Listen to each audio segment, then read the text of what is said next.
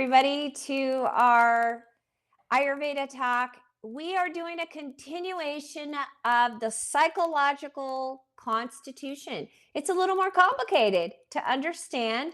So, we're going to go a little bit further into it and explain some of the attributes. And then I'm continuing with some of the food because I gave you a tiny bit, but we're going to go into foods that fall into these categories, these three different categories of the gunas, which are in Ayurveda, the psychological constitution.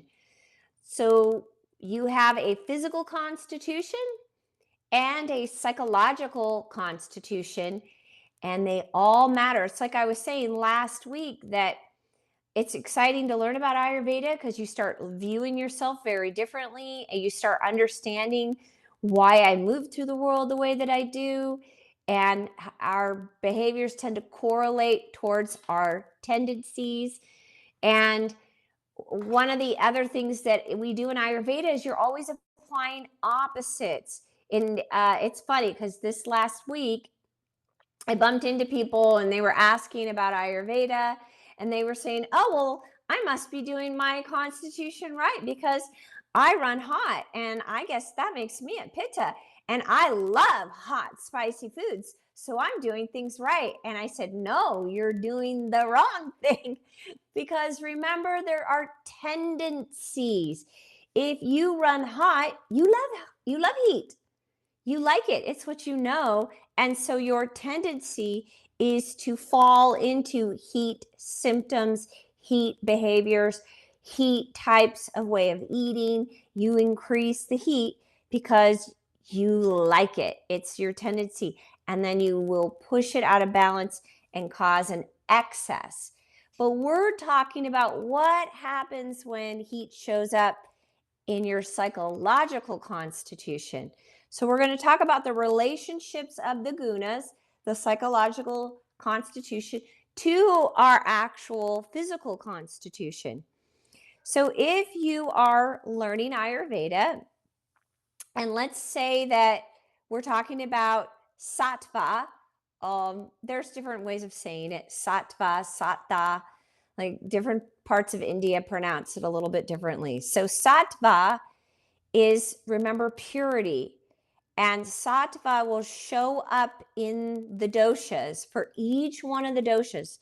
In pitta, sattva shows up as knowledge and understanding, right? So that's how the sattva will be affecting a person who is pitta. When they are a dominant pitta person, but they have brought themselves into a more sattvic type of life, then they are going to be more understanding and they are going to have knowledge.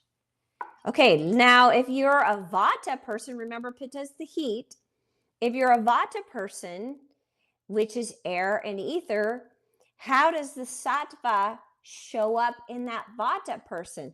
So vata, the purity of sattva will show up in the vata constitution as lightness and clarity. So lightness and clarity. Now, if you are a kapha constitution, so you have more dominant, you're more dominant in earth and water, the sattva constitution, hopefully this is all making sense. Sattva, remember, is part of that psychological constitution. And if you have moved your life into more purity and you are a dominant kapha person, it's going to show up as forgiveness and love, like affection and compassion. Okay, now let's talk about Raja. So Raja is, remember, the active constitution, the active psychological constitution. It's all about action. It's dynamic. So when you have that activeness of Raja, if it goes out of balance, it can be hyper. It can be overstimulating. But Raja itself is just really activity. It's activity. So in and of itself, it's not a bad thing. So Raja is present in Vata and in Pitta and absent from Kapha. So you will see somebody who is Rajaic. They have a lot of Raja, psychological energy. They are either Pitta, fire element people, or Vata. They are not going to be Kapha. Why? Because Kapha is heavy and they struggle with activity. They tend to get stagnant and stuck. That's what they need, actually. They need that. So Vata, that's how that's going to show up. Now, let's talk about tamas. So when somebody is tamasic, that means that they've got the inertia. That is the psychological constitution that causes inertia. So let's talk about how it shows up in the doshas. It is going to show up as dull and heavy and sleepy in a kapha person. That's how it's going to show up. Okay, kapha already has that. So when kapha is tamasic, not good. It's not good. So their body is heavy. They're heavy because of their constitution, and now they're heavy because they're tamasic. So they're bringing in heaviness with their diet and their lifestyle, and it's affecting their psychological constitution, causing inertia and a tamasic way of being, depression. Okay, in a pitta person, if they are having tamasic psychological effects, then what happens is that it shows up as aggressiveness. They get aggressive and competitive. So a lot of time I've had pitta people that come in and they love being competitive and aggressive. They actually like it, but it's an imbalance, you guys. It means they are tamasic. It's an aggressive way of moving forward in the world. It means that they have tamasic, the tamasic constitution is impacting them, impacting their psyche. Okay, now there's very little tamas in a vata person typically, but what can happen with a vata person is they can get overwhelmed. And if they get overwhelmed, then it'll show up and they can't move forward on anything and they get confused and scattered. So that's how tamas shows up in a vata person. They get confused, they don't know how to make decisions, they get scattered, and they can't move forward. They get overwhelmed. So that is tamasic for a vata person. So the only one of the psychological constitutions that doesn't actually show up in the dosha is with the rajas, which is that activity in a kapha person. That's the only one. But otherwise, the three psychological constitutions are showing up in all the doshas, and that is how they show up. Okay, now, if we're talking about food categories, remember your food is impacting how you feel. It's impacting how you feel. So tamasic fruits are going to be like avocado, watermelon, plums, and apricots. That means they're going to cause inertia.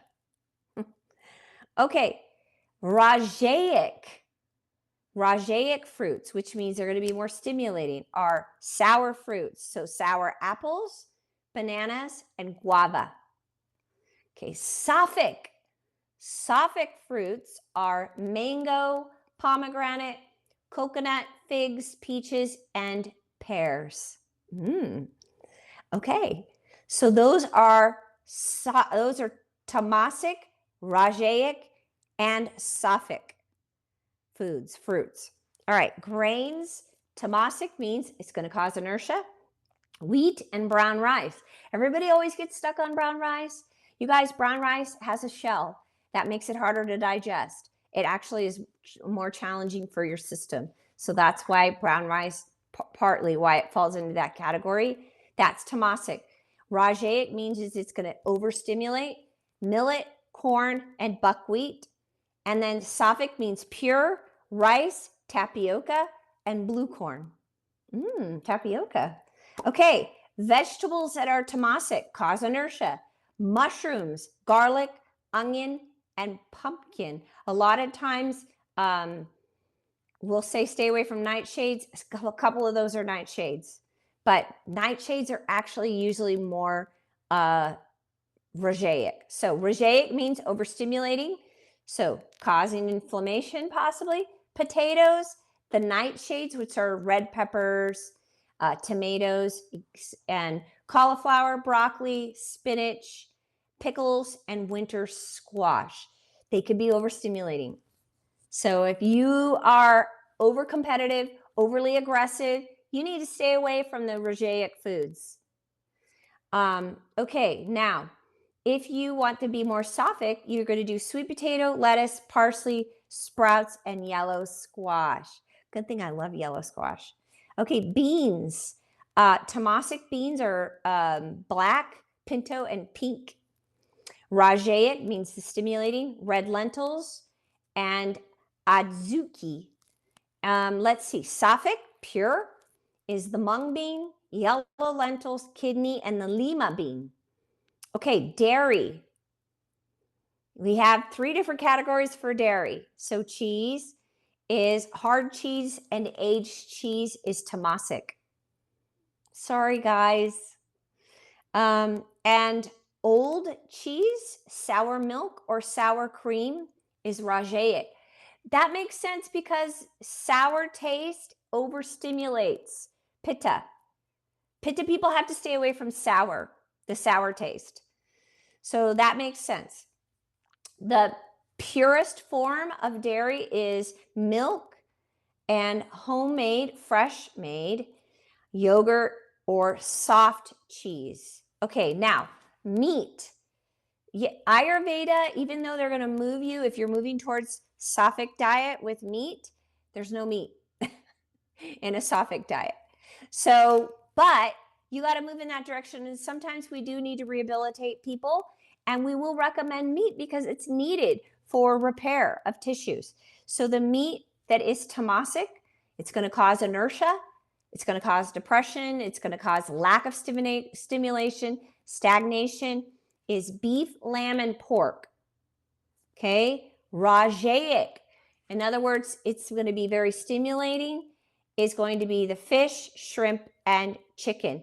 A lot of times you can kind of get away with fish if you are the pitta person. You can have fish that is freshwater fish. It'll be a little bit better, and salmon does fall into that category. It'll be a little better than fish that comes out of the ocean because fish in the ocean is salty. Salty taste increases raja, increases aggravation, aggressiveness. Okay, so you got to be careful with how much salt you're taking in when you're a pitta person. Okay, and there is no meat in the Sattvic category, none. All right, now let's just really quickly, and then we're going to move on to our practice. Remembering Sattva for Vata person is clarity, creativity, and lightness. Sattva for a Pitta person is knowledge, understanding, comprehension, and recognition. Sattva for a Kapha person is love, compassion, and forgiveness. Oh, we all need that. Raja, so activity. Vata is hyperactivity, nervousness, fear, anxiety, ungroundedness. They're overstimulated. Too much activity. Okay, Pitta person, they're rajaic when they're aggressive, competitive, they're into power, and they want prestige. They have a lot of pride too. That's too much rajas. Okay. And then for Kapha, Raja shows up as attachment, greed, and possessiveness.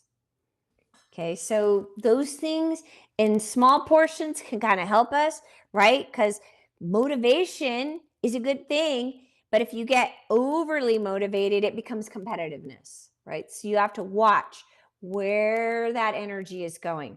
Okay, tamasic for Vata is confusion, lack of direction, indecisiveness, sadness, and grief, overwhelm. Pitta, Tamas, the inertia, is anger, hatred, envy, and jealousy. Okay. And then kapha is going to show up when it's tamasic as deep confusion, unconsciousness, coma, and depression. They're stuck. Okay. These are all very interesting. All right. So these are the psychological constitutions. Like I said, that it's a whole nother layer of Ayurveda that is impacting us. So the food you eat is affecting your attitude, how you move out into the world, your energy. I have some clients right now that are really struggling. They watch too much news with anger and hatred. And, that's tamasic, you guys. It's tamasic. So you can really help yourself by saying, okay, I'm only going to eat the sattvic foods. I'm going to focus on that right now. So I pull myself out of this rut of being stuck in hatred. And then you've got to turn off those things. You've got to stop taking in information that's going to cause that. Okay, so that's our talk for tonight. I think we're done with talking about the psychological constitutions, and we'll be on to a whole nother topic next week.